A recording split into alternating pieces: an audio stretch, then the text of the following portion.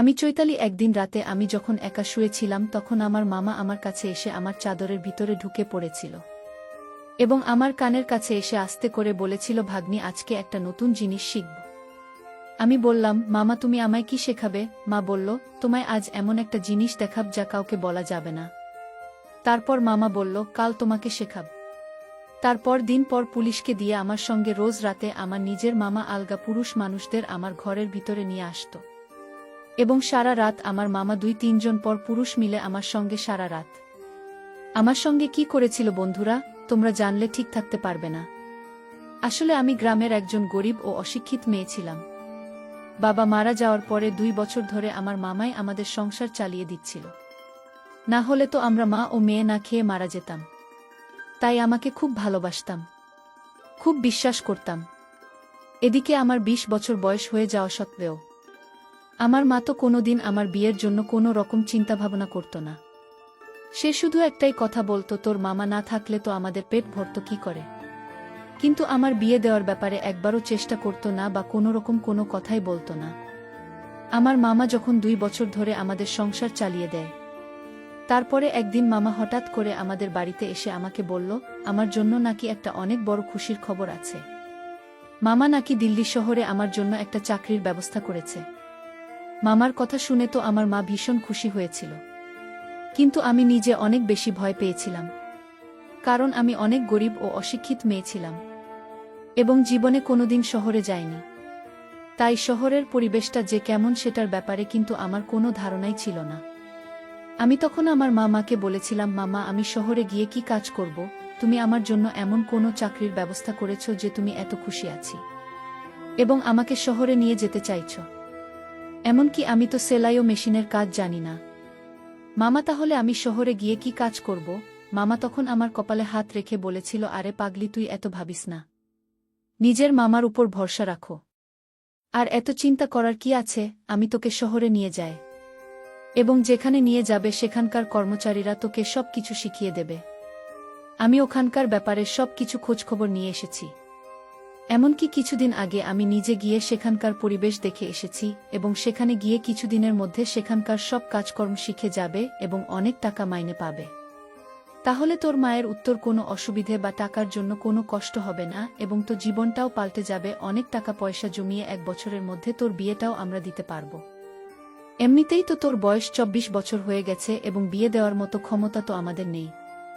তাই তুই যখন সেখানে চাকরি করবি সেই চাকরির টাকা জমিয়ে তোর বিয়ে আমিও তোর মা মিলে দিতে পারব। আমার কথা শুনে আমার মা ও তখন আমাকে শহরে পাঠাতে রাজি হয়েছিল এবং মা যখন আমাকে শহরে পাঠাতে রাজি হয়েছিল তখন আমার ইচ্ছে না থাকা সত্ত্বেও কিন্তু আমি আমার মামার সঙ্গে শহরে যেতে রাজি হয়েছিলাম। যেহেতু আমার মা চেয়েছিল আমি যাতে শহরে যাই, আসলে আমার বাবা মারা যাওয়ার পর থেকে। কিন্তু আমার মামা আমাদের বাড়িতে থাক। কিন্তু কোনো দিন স্বপ্নেও ভাবতে পারেনি যে আমার মামা আমার সঙ্গে এইরকম বিশ্বাসঘাতকতা করবে। বাবা মারা যাওয়ার পরে আমি তোমাকে বাবার মতো করে মনে করতাম, কিন্তু স্বপ্নেও ভাবতে পারেনি যাকে আমি বাবা মনে করব সে আমার সঙ্গে এরকম করবে। মামা ও মায়ের কথা শুনে আমিও তখন শহরে যাওয়ার জন্য খুব উত্তেজিত ছিলাম এবং 2 দিন পরে আমার মা আমাকে মামার সঙ্গে শহরে পাঠিয়ে দেয়। জীবনে প্রথমবার শহরের পরিবেশ দেখেছিলাম এবং খুব ভাল লেগেছিল, কিন্তু জানতাম না যে এই ভাল লাগার মধ্যে আমার জীবনের খারাপ দিনটা এগিয়ে আসছে। তারপর শহরে পৌঁছানোর পরে একটা গলির ভেতরে দিয়ে মামা আমাকে নিয়ে যাচ্ছিল এবং সেই গলির ভিতর দিয়ে একটা অনেক বড় বাড়িতে আমার মা আমাকে নিয়ে প্রবেশ করেছিল। বাড়িতে ঢুকতে আমি ও আমার সোফার মধ্যে বসে পড়েছিলাম এবং অত বড় বাড়িতে আমি ঘুরে ঘুরে দেখছিলাম, কারণ অত বড় বাড়ি তো আমি আমার জীবনে কখনো দেখিনি। তারপর কিছুক্ষণ পরে দোতলা থেকে একজন মোটাসোটা মহিলা নিচে নেমে এল এবং তার সঙ্গে আরও 23 জন পুরুষ মানুষ ছিল। মহিলাটি মুখের মধ্যে পাঞ্চি বোধ ছিল, তার কপালে একটা লাল রঙের বড় টিপ ছিল এবং তার সাজগোজ ভীষণ অন্যরকম ছিল। সে নিজের খোপার মধ্যে লাল রঙের ফুল লাগিয়ে রেখেছিল এবং অনেক গয়নাও পরেছিল। ওনাকে দেখার পরে আমি বুঝতে পেরেছিলাম যে উনি হয়তো এত বড় বাড়ির মালকিন।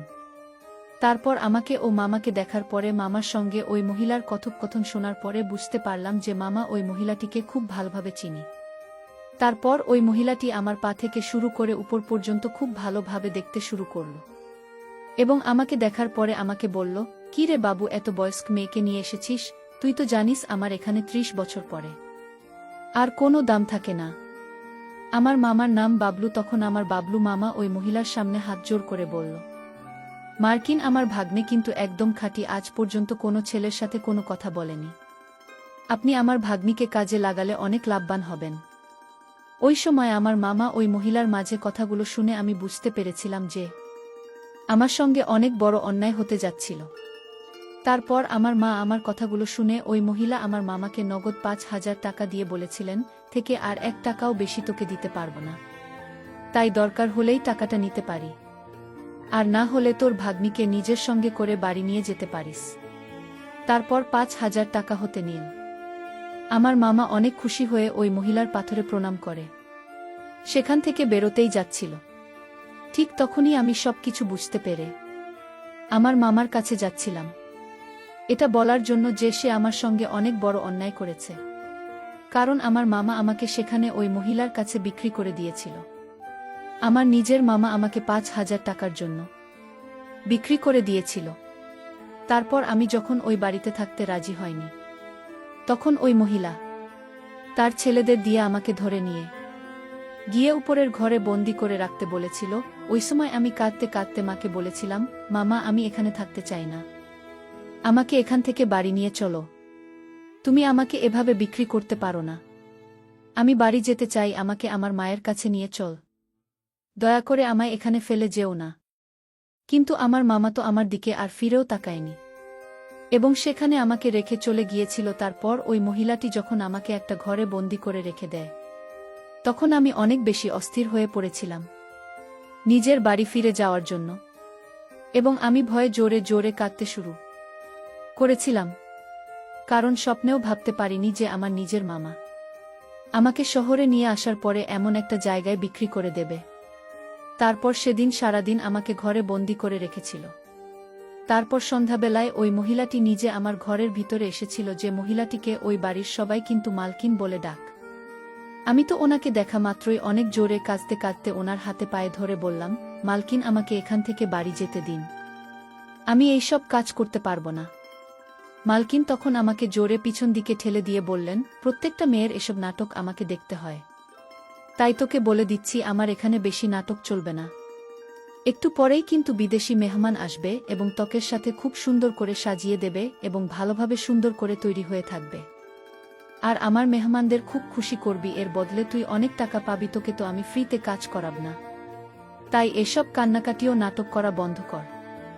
আর একটা কথা ভালো করে শুনে রাখো, এখান থেকে আজ পর্যন্ত কোনো মেয়ে কিন্তু পালাতে পারেনি, তাই তুইও পালানোর চেষ্টা একদম করবি না, নইলে কিন্তু খুবই খারাপ হবে।